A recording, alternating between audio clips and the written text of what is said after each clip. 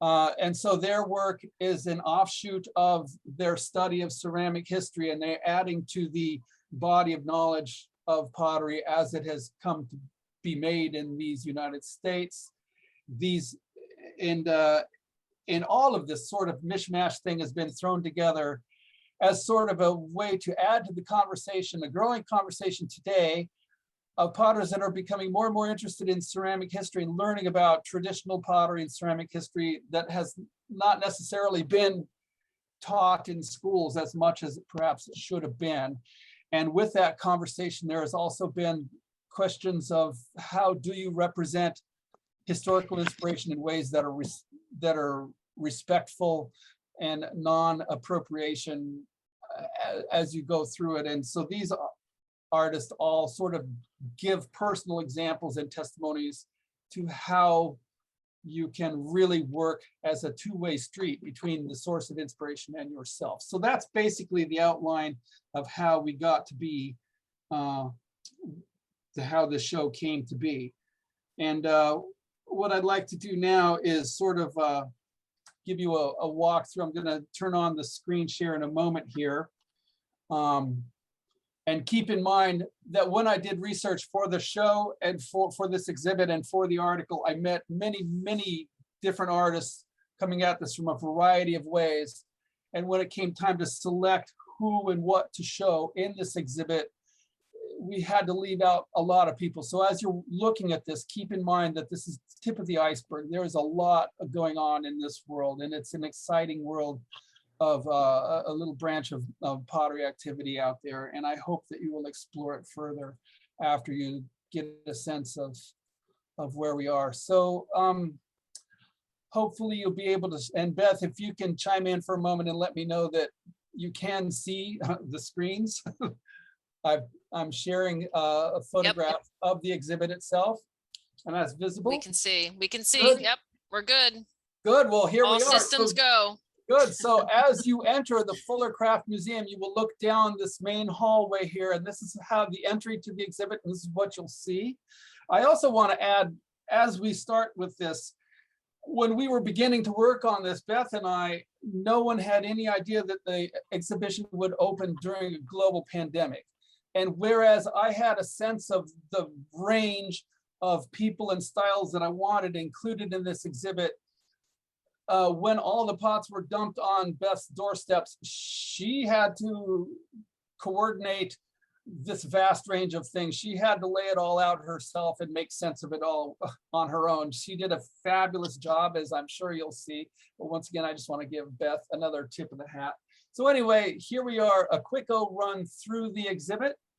When you step in, let's see here, you'll step in and turn around and you'll see the entryway. So this is the back side of the entryway there. And again, I'm just going to show you some quick pictures of the layout, and then we'll see a lot of the items close up after we get through here. And if you step back a little bit further from the entryway, you'll get a close-up view of the pots on the left and the right. And here we are, the way that Beth was able to assemble these and put these together visually, to have these work visually, I think she did just a spectacular job. I knew the individual items looked good, but looking good together, that's a trick. And she made it do, she did a really good job. So I highly recommend, if you can come to the show, please do. So here's the other side there. I mean, for example, we have on that table art, pottery, Delftware, a folk art, flower pot, and a couple of face jugs. What do you do with that? Well, look at what she did. Beth, that's great. I just love that.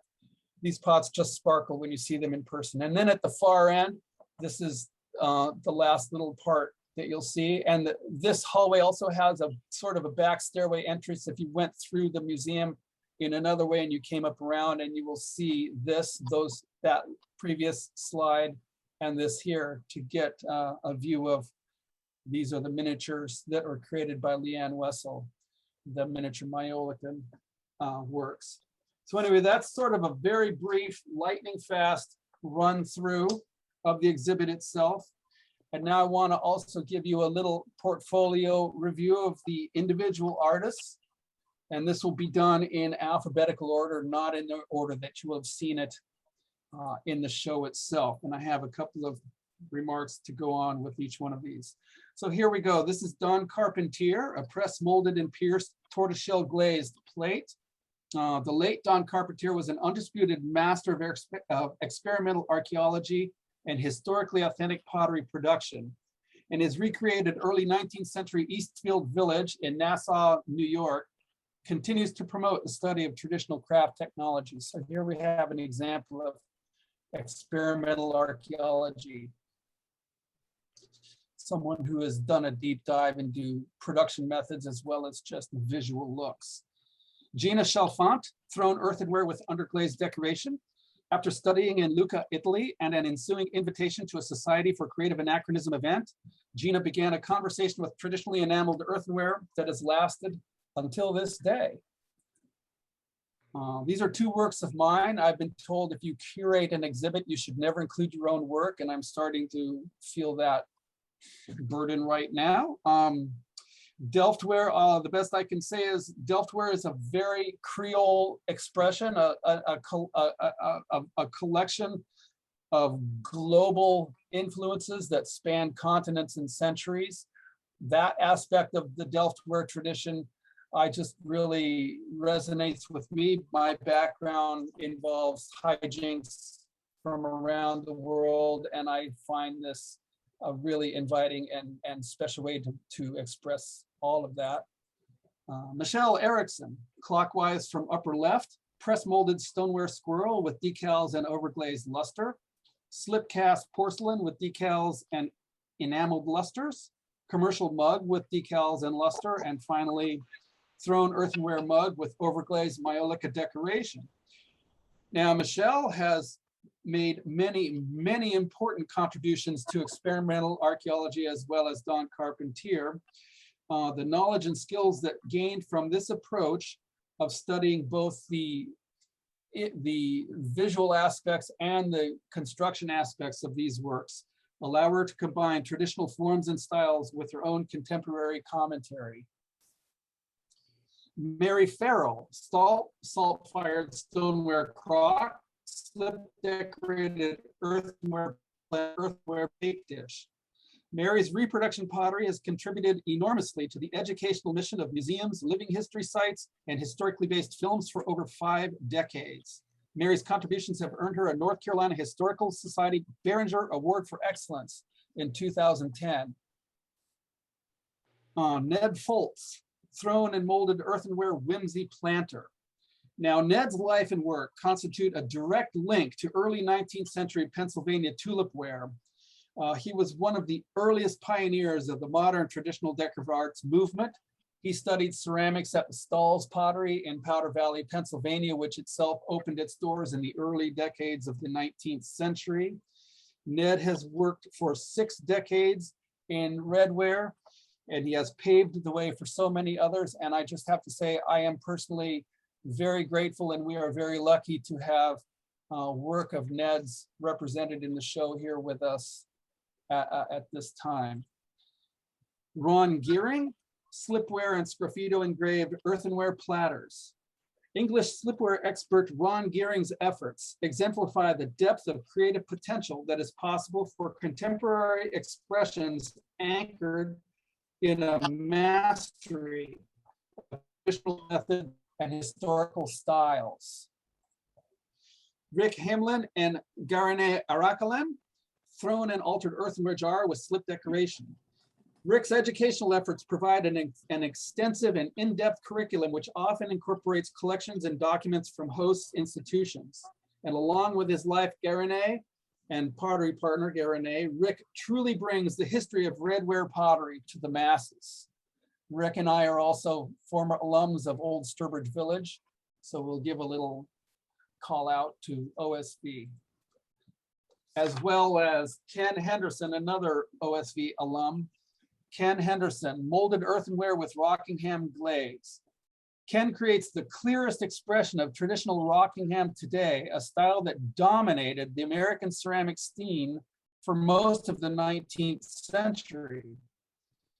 And as with Mary Fulton's work contributes to the educational missions of museums and historical sites across the United States. Brenda Hornsby-Hindle, wood-fired stoneware with applied decals. Noted ceramic historian Brenda Hindle blends her wide-ranging research interests with her own production, as seen here in her salt-fired transfer print stoneware jug, commemorating 19th century Black potters who passed as white in order to market their work. Brenda's efforts have been integral in bringing this story to light. Slow down, they say. Wow, so tall. I wonder, does she do what? She can't do that on the wheel. Good. It must be slabs. All right, some of Can us I will ask need to- sorry to interrupt you, Steve. If I could ask everyone to just keep your microphones muted, that would be fabulous. Thank you. Thank you. Okay, here we are. Kevin Hicks and F-frame pottery, molded and altered earthenware vases. Kevin Hicks established the F-frame pottery in the early 1990s to reflect the kind of group effort that originally defined traditional efforts such as American art pottery. At F-frame pottery, designers, throwers, decorators, and kiln managers work in unison to create a body of work that honors the past while adding to the contemporary conversation.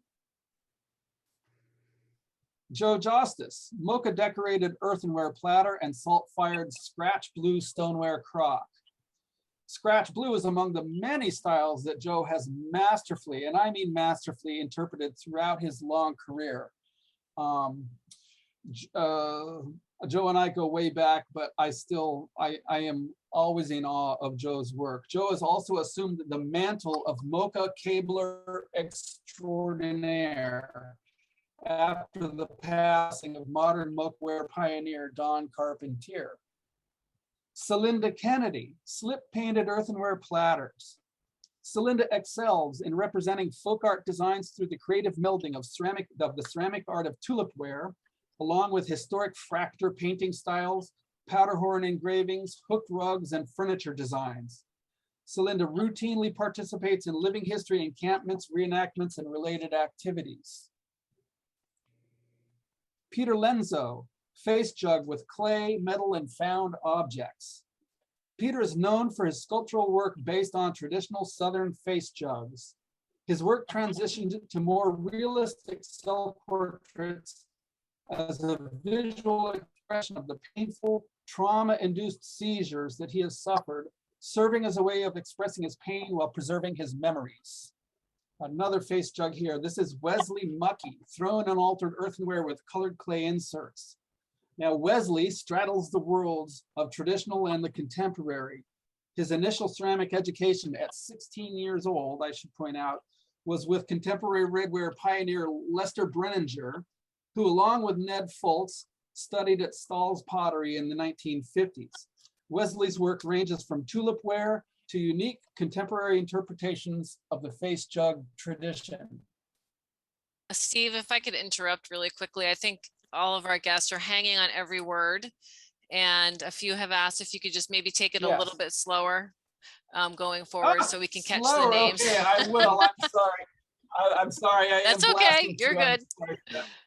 But I'm not going to subject you to going back to the beginning. And if you are interested, then I'll point out at this point as we move along here that I do have a sort of an unofficial PDF collection of the entire exhibit. If anyone is interested, email me after the show and we'll deal with that. Here we are, Greg and Mary Shooner, thrown and assembled earthenware and slump molded Spafito engraved plate. These are wood-fired with lead glazes. The Shooners bring commanding pottery skills and encyclopedic knowledge of pottery history to their work. They are a powerhouse presence in the modern redware world. I want to point out the Shooners apply the original techniques of solid fuel firing and lead glazing to create objects of unsurpassing beauty and strength. Sue Skinner, thrown and molded earthenware with clay slips. Sue's early interest in pottery of the Mississippian mound builder culture near where she grew up in Missouri spoke to her sense of wonder about the daily life of those who came before us. The narrative focus of much of American redware offers a perfect prism through which Sue presents her own fanciful combinations of characters, acting out life's comedy and drama. Mara Superior, molded in high relief porcelain with wood, gold leaf, ink, and brass. Mara has received numerous awards for her work in porcelain, including a National Endowment for the Visual Arts Fellowship. Her passion for art history is equally matched by her outspoken interest in topics ranging from the pleasures of the domestic to serious political and environmental issues. Okay, nearing the end here, Leanne Wessel, wheel thrown and slip cast earthenware miniatures with Spafito and Maiolica decoration. These are incredible. These are all, I mean, like a quarter, the size of a quarter, size of a nickel. Leanne creates exacting facsimiles of early works on an incredibly intimate scale in hopes of luring the viewer into closely experience the beauty and the history of these amazing styles. And lastly, we have Stephanie Young, thrown and slip decorated porcelain. The blending of traditional form and modern decoration is propelled by Stephanie's assured command of form and her thorough familiarity with the history of the Art Nouveau style. These are the works and these are the artists of the American Clay Modern Potters Traditional Pottery exhibition and related articles and other activities. So I hope that gives you a sense of what you will see if and when you're able to come to the museum. And forgive me if I went really fast at the beginning. I'm very nervous. I'm a potter. I'm not a curator, as Beth sort of tried to suggest early on. I have no idea what I'm doing here. So I'm doing the best I can. And in that sense, and in that light, what I'd like to do is move on now to a discussion with some of the artists that are involved, that you've seen some of their works. We have with us tonight Joe Jostes of S&J Pottery in Salesville, Arkansas. His wife, Sue Skinner, is also in the exhibit, which you saw a little bit ago. We have Stephanie Young of Calm Water Designs in the Boston, Massachusetts area. Hello, Stephanie. And last but most certainly not least, we have Greg Shooner of Shooner Redware in Oregonia, Ohio. So folks, the way I'd like to approach this is I want to give you all a specific little question about your work in relation to the bigger picture here. And really that you should only see that as sort of a framework and a starting point for anything you would like to add. And I also want to encourage visitors, if you have any questions or comments, to certainly include them in the chat, and hopefully Beth will be able to throw those in. And when we wrap up with the quick little discussion here, maybe we'll open it up to a Q&A with everybody. So Joe, I want to start with you. Excuse me. You regularly participate in both living history events as well as traditional decorative art shows. And what I'd like to know, if you could talk a little bit about the differences, if any, between making work for these two communities. In other words, does the living history community really expect a more exacting sort of reproduction look because you're working with historic sites and historic events than just a regular craft show? And yes or no, how you go about working in that sort of thing? Okay. Well, the difference is almost night and day between an art show and a historic living history event. And especially in style, living history, they're not so much, I mean, they are in tune to likenesses, not reproductions. And function is king almost. You got to realize people are in pots now. You know, there's white-sided mugs. And if you try to do that nice narrow foot with that great form, like a lot of mugs are, they just tip over all the time when you're camping. You know, they don't have the same function. So functions a lot. I mean, to the living history. I guess one of the best way to describe it is we had a person jugs for water. Everybody's got to carry their water to the camps. But people started making me or having me make a wider mouth at the jug where they can get ice into it. You know, so we still live in the 21st century, trying to do the 18th century. So there are have to adapt.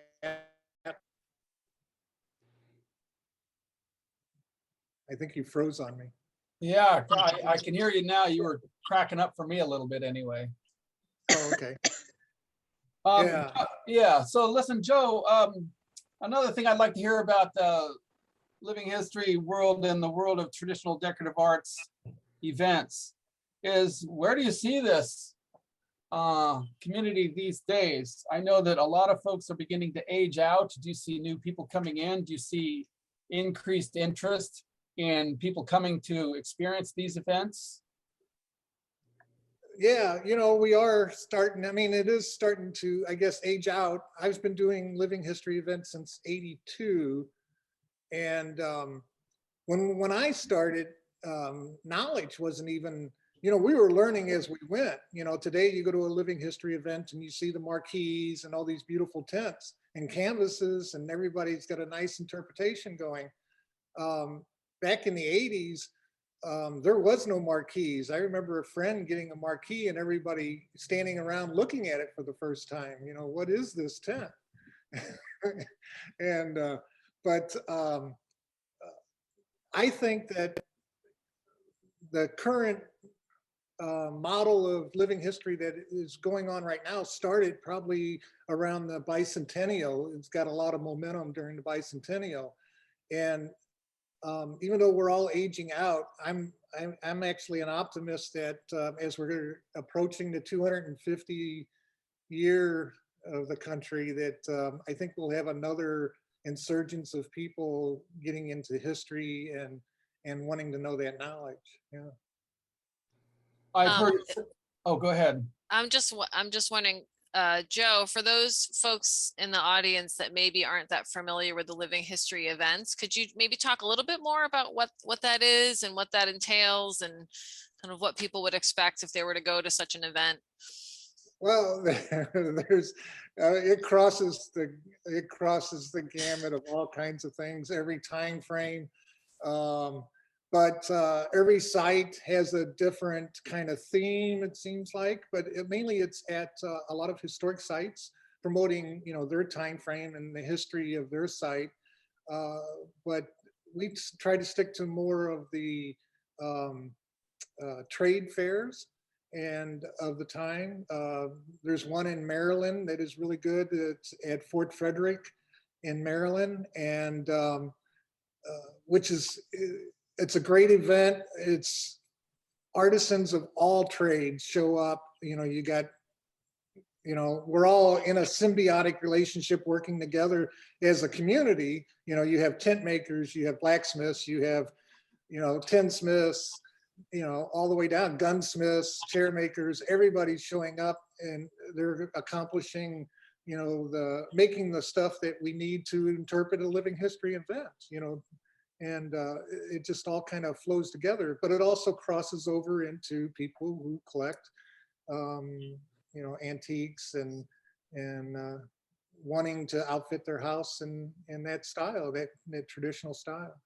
You know, it's interesting what you said, Joe, earlier, and I know we've talked about this in other places, how even the living history world is an evolving and really a contemporary expression in and of itself, in that the way that people say this is how it was done, this is what's made, it reflects more what people are making now. I don't know if you can put that in better words than I just did, but you know, you want to present, like, for example, the fur trading culture around the Mississippi in the, you know, in the 1750s or whatever. And yet people are creating things saying, and they've been making their own particular style for so long. What is being presented is the style of work that you work in as much as any kind of a historical relic. It's more of a living and growing experience in and of itself. Yeah, some of the aspects are, they start creating Like with those wider mouth jars and, you know, things drift, interpretive drift, things turn into their own little angle. Exactly. I mean, yeah, I mean, you know, rendezvous where I started back in '82 at a French fort in Southern Illinois. And the first thing you learn is that there was never a rendezvous in Southern Illinois. You know, there's never teepees in Southern Illinois. You know, so everything becomes, you know, skewed a little right from the start. And yeah, and it does go in waves. Hollywood has a lot to do with that. When I started, there was a lot of people dressing like Daniel Boone from the 50s, right? With the shredded coat, or the coats, and, you know, leather jackets, and then you go into like Dancing with Wolves, and then Last of the Mohicans. All of a sudden, everybody's dressing like, you know, Daniel Day-Lewis, you know. So,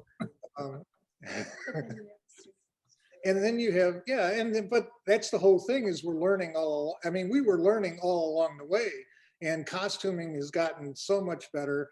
I know they hate when people say costuming, but clothing has gotten so much better. And we've learned so much more as people always doing the research and you know, and learning themselves. They pass the word along, and, you know, everybody learns it, you know, that way. Yeah, that's interesting. It's really, a lot of this is research based and educational based, and hopefully it does add to the growing body of knowledge about early pottery making in the United States and beyond. So those efforts really have a place there. And in fact, at this point, I'd like to move over to Greg, if I could.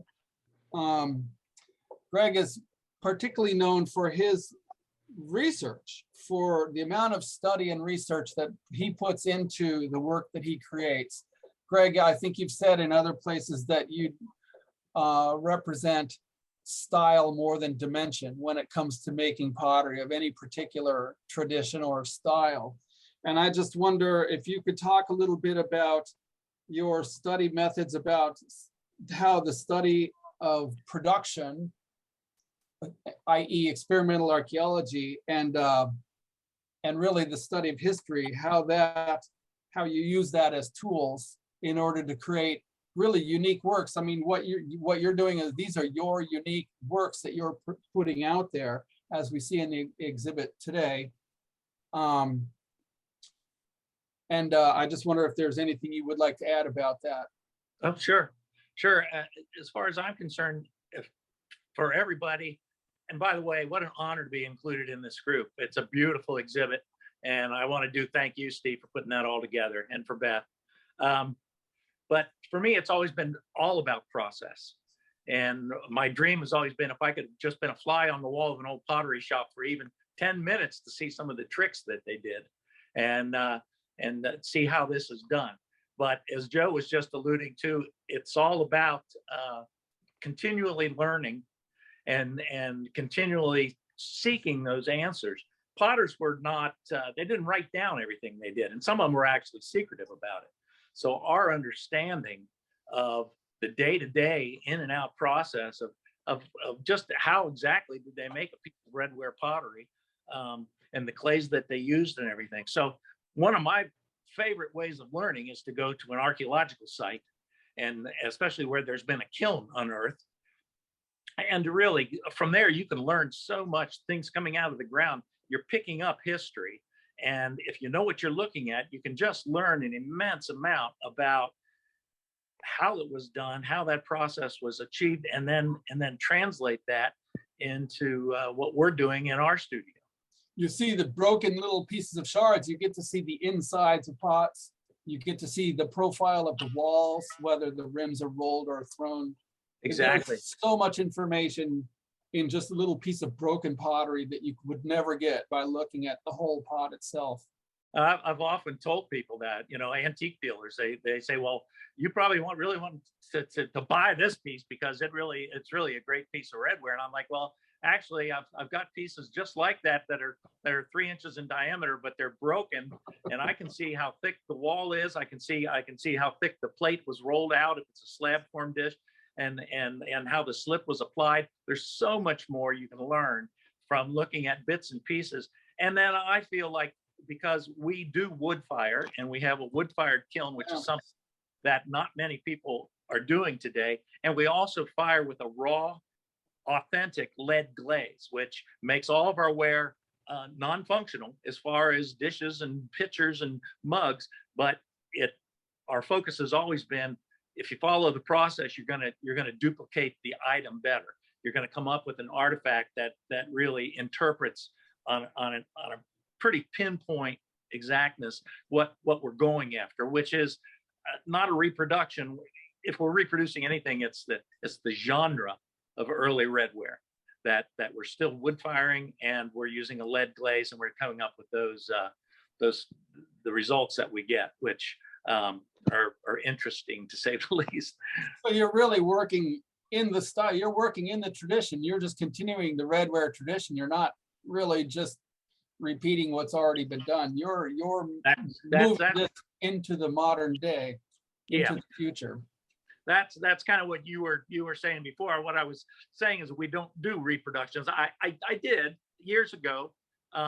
This year marks 52 years that I've been making pots, and years ago doing reproductions was the thing. That's how we got started in this. And you're concerned about how many millimeters across the mouth of that jar is.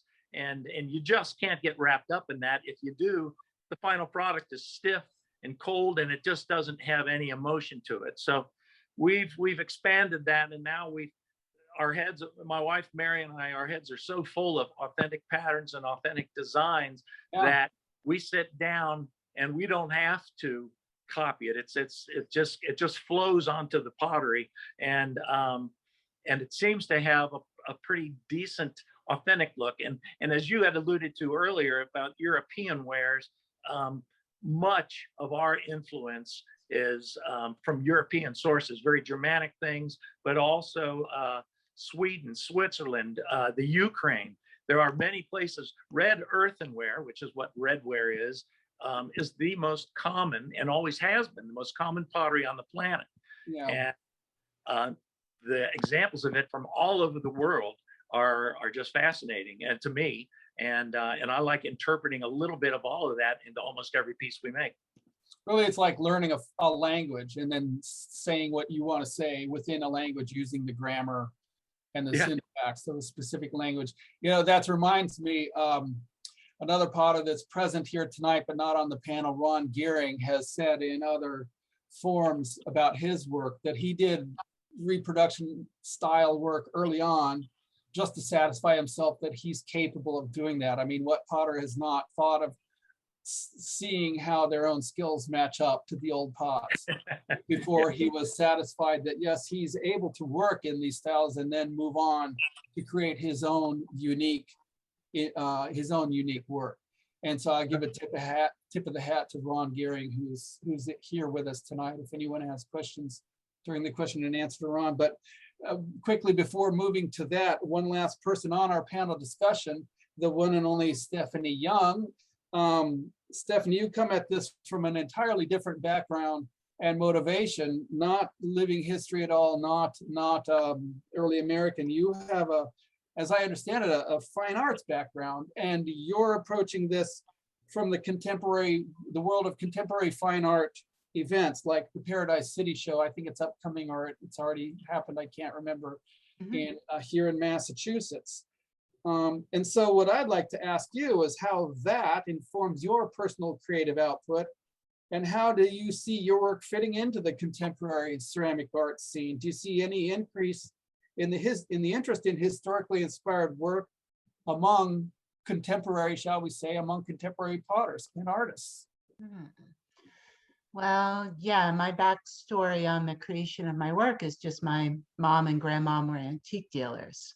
So that gave me the initial language to use within my pieces, discovering that I loved Art Nouveau and then incorporating that into the work now with that contemporary slant. So I don't have the informed technical knowledge that many of people in the show have of their chosen materials.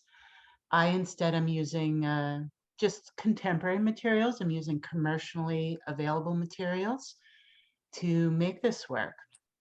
And what I'm seeing is with these contemporary craft shows, none of us are doing anything new. Everybody's got a little bit that's informed by previous pots, previous glass, previous furniture, things that have been made prior. And then we're all building upon that in our own way. Some people, you know, like myself, readily identifiable as Art Nouveau, little Art Deco, little Victorian, you know, little arts and crafts. And other people have their sources deeper submerged within what they're making. But I find that bringing work with this historical reference to a contemporary show makes the work very, very approachable to people, because they walk up and one of my vases will remind them of a doorway they saw in the Czech Republic, or their grandmother's silverware pattern, or a piece of glass on their aunt's shelf. And they've got a story to tell me that matches the story in my vase. And I see that with my own work and several other potters that reference turn of the century wares and the furniture makers as well. So you're seeing a lot of that today, a lot more maybe, for example, than 10, 15 years ago. I understand when I mention to people I make redware, they assume I'm making copies, and yet one of the first things you do when you talk about your work in a sort of a presenting environment, here's the first thing you say is my work is inspired by, you know, and then you go on, blah, blah, blah. So everybody, like you said, is inspired by, everyone is informed by something. Nothing exists in a vacuum. Nothing comes from a vacuum. And this work basically is walking hand in hand with the source of inspiration. It's a two-way street. I see that in your work in particular, as well as the others. And it's quite masterfully done. Anyway, that can you add to that? Is that kind of how you approach your own production? Yes, well, we're all picking up the torch that was put down by the people before us that made our chosen style, okay, our chosen inspiration. And the Art Nouveau period ended, you know, it kind of phased into the Deco and then the modernism, but I feel like there was more Art Nouveau to be made.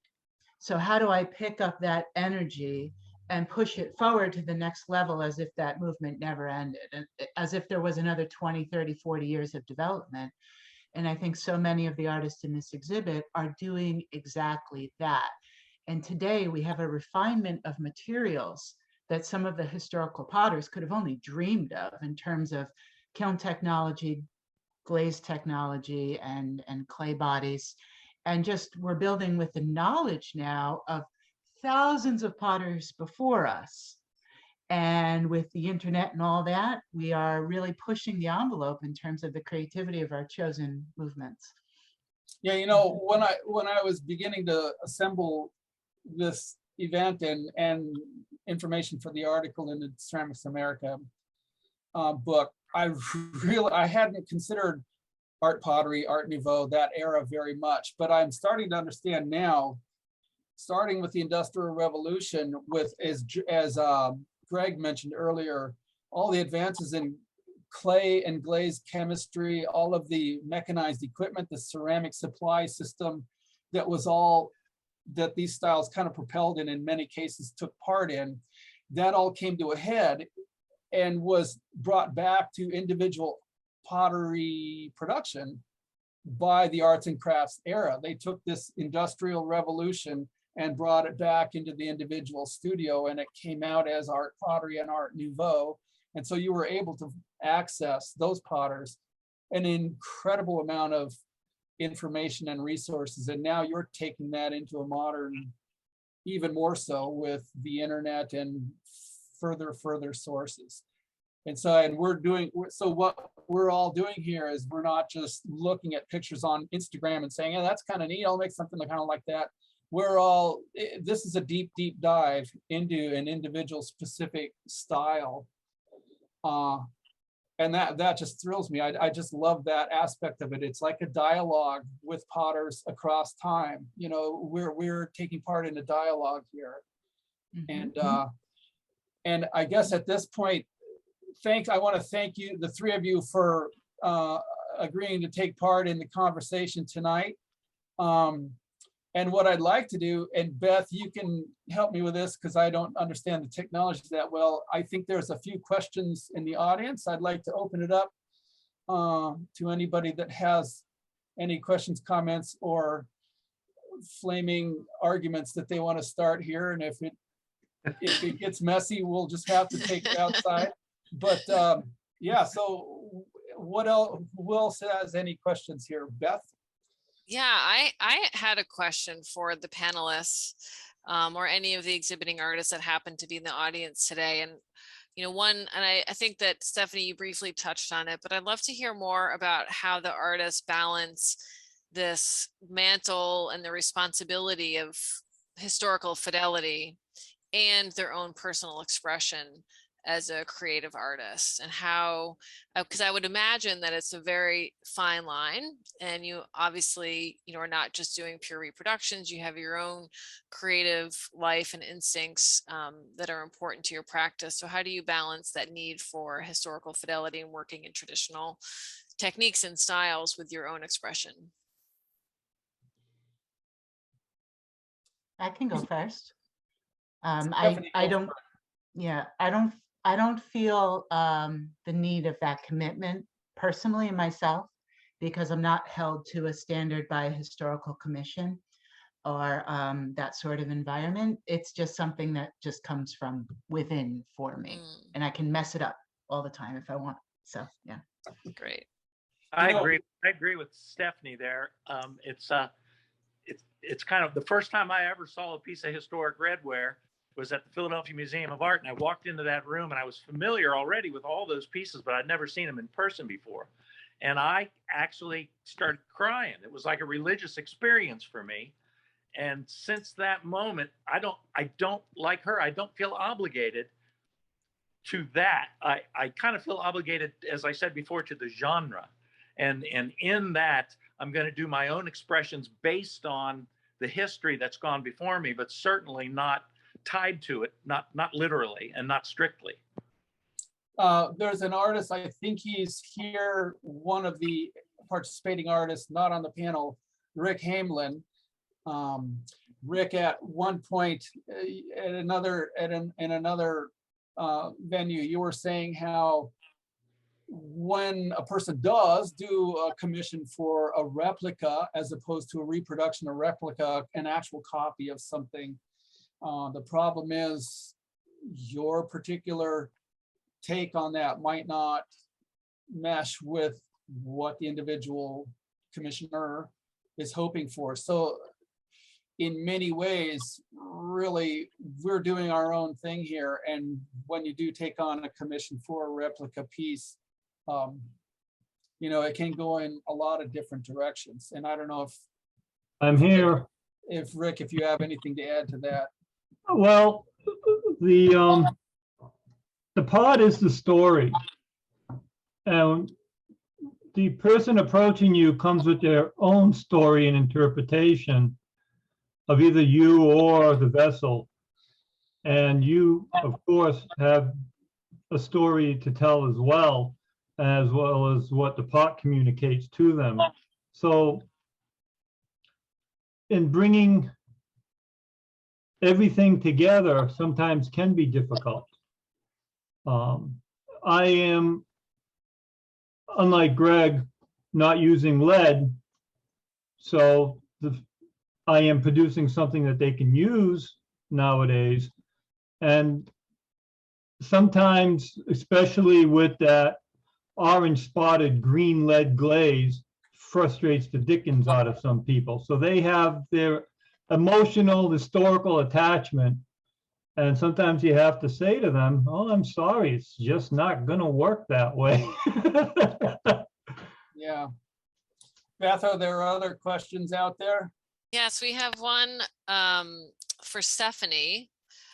One of our audience members is asking if you always work in porcelain, or did you first learn your practice through earthenware or stoneware? First learned with the earthenware and the stoneware through the Harvard Ceramics program.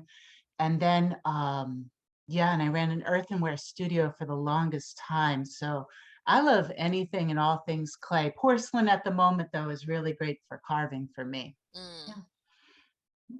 Nice. And then I don't think we have any other questions. I had another comment though, just saying I really liked what you had to say, Stephanie, about the emotional relatability of your work. And I think that that applies certainly to all the pots that we have in the show, and the different objects. And, you know, I think that for me, that's really the magic of craft, is these are objects that everyone can relate to so beautifully, and it's so accessible. And I see that with the visitors that come in, with the artists that I work with, and different colleagues in the field. And it's really such an incredible familiarity. And it's just, you know, I think that that is extra true with the work in American clay, is people just have this emotional connection to it from the minute that they walk into that space. Well, those are very nice words, Beth. It really is a question of looking at the inspiration, the source of inspiration, as really a two-way street, a two-way dialogue. And if you're just thinking, I'm taking from this and I'm going to do something, well, that's one thing, and it's been done throughout time. But this is an approach that really sees the source as a co-creator, not the main source, not by any means, you know, not the driver, but really a co-creator in the process. So Yeah. that's what it's all about. Yeah. And again, I want to thank all of the artists for taking part. I don't know if there's any further comments, but we managed We to had keep it to an hour. Yes, we're just about to an hour. We did have someone ask if you could pop your email into the chat. And I think you might get some emails from folks looking for the PDFs that you made of the show. So just so you might have some new messages in your inbox. If you could throw your email in the chat, that would be great. And there we go. Yeah, I think we're right at about an hour, and it's, you know, the show for anyone that's able to come and see the exhibition in person. It is on view through Sunday, November 7th. So we still have a few more months that will be up in the galleries, and we have other incredible exhibitions on display. So please, you know, do come by. Yeah, and thank you, everybody. Very nice. And Beth, I just can't thank you enough. This is a dream come true. And all the artists, I owe you all a pizza next time we cross paths. It'll be great. Yeah, I'll bring the dessert, because I'd right. like to also show my appreciation to everyone. It's a really tremendous show. And thank you, Steve. Thanks to all the artists. Thanks to all the folks that came out to participate tonight and to be in the audience. It's really been a great time. So Good. Thank you all. Good. All right. So long, everyone. Bye-bye. Take care, everybody. So long.